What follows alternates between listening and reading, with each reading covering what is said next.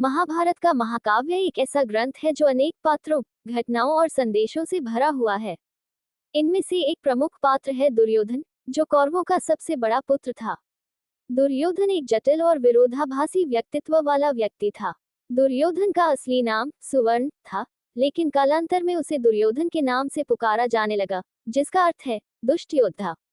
कई लोग मानते हैं कि उसके कार्यों के कारण ये नाम उसे मिला। हालांकि वह अपने विचारों में कट्टर और अहंकारी था, फिर भी वह अपने उद्देश्य के प्रति निष्ठावान था। दुर्योधन और भीम के बीच बचपन से ही प्रतिस्पर्धा थी। दोनों एक दूसरे को अपनी क्षमता में चुनौती मानते थे। भीम ने कई बार दुर्योधन के अपमान का बदला लिया, और ये द्वेष आगे चलकर उनके युद्ध का कारण बना। दोनों के बीच इस प्रतिस्पर्धा ने महाभारत में भी विशेष भूमिका निभाई।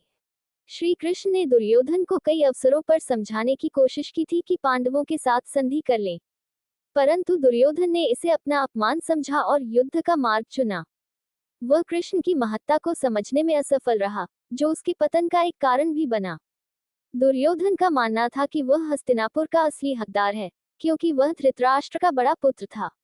वह किसी भी कीमत पर राज्य पाना चाहता था, चाहे इसके लिए उसे अपने भाइयों को बलिदान करना पड़े। उसने अपने हक की लड़ाई को अपनी प्रतिष्ठा का प्रश्न बना लिया। दुर्योधन ने कर्ण को सदा अपना मित्र माना और उसे अंगदेश का राजा बनाया।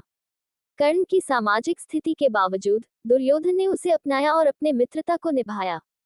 उसकी यह निष्ठा बताती है कि वह अपने मित्रों के प्रति अत्यंत वफादार था। दुर्योधन एक पराक्रमी योद्धा था और गदा युद्ध में उसे महारत हासिल थी। उसने बलराम से गदा चलाना सीखा था। दुर्योधन ने भीम से भी मुकाबला किया और उसकी वीरता ने कौरवों के सेनानायकों को भी प्रभावित किया। दुर्योधन के चरित्र का सबसे निंदनीय पहलू ये था कि उसने द्रौपदी का अपमान किया। जुए के खेल में पांडवों को हराने के बाद उसने द्रौपदी का चीरहरण करवाया। इस घटना ने उसकी नकारात्मक छवि को और भी गहरा बना दिया और पांडवों का बदला लेने का दृढ़ संकल्प भी बढ़ा दिया। महाभारत युद्ध से पहले कृष्ण ने शांति का प्रस्ताव दिया था, लेकिन दुर्योधन ने इसे ठुकरा दिया। वह इतना अड़ियल था कि उसने राज्य का एक छोटा सा हिस्सा भी पांडवों को देने से इनकार कर दिया। यह उसकी घमंड और अहंकार का प्रतीक है। दुर्योधन ने भीष्म और द्रोण जैसे महान गुरुओं को अपने पक्ष में बनाए रखा। हालांकि ये गुरु उसकी सोच से सहमत नहीं थे, फिर भी वे हस्तिनापुर के प्रति अपनी निष्ठा के कारण दुर्योधन के पक्ष में लड़े। इसने युद्ध में कौरवों को बड़ी ताकत दी। दुर्योधन का अंतिम युद्ध भीम के साथ हुआ था, जिसमें वह पराजित हुआ।